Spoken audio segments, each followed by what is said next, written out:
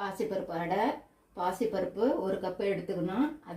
அதில் வந்து 1 ஸ்பூன் வெந்தயமும் போட்டு 3 மணி நேரம் ஊற வச்சிடணும். ஊற வச்சு அரைச்சி ஒரு பாத்திரத்தில் வச்சுக்கணும்.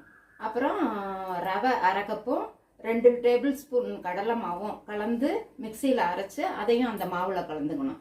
அதுக்கப்புறம் வடை சட்டியில் எண்ணெய் ஊற்றி அதில் ஜீரகம், வெங்காயம், கேரட்டு, குடமிளகாய், கொத்தமல்லி, கருவேப்பிலை, பெருங்காயம், இஞ்சி, இதெல்லாம் பச்சை மிளகாய் இதெல்லாம் தாளிச்சிட்டு அதில் காஷ்மீர் சில்லி பவுடர், கரம் மசாலா, மஞ்சத்தூள் இதெல்லாம் போட்டு கலந்து இந்த மாவுல கொட்டிடணும்.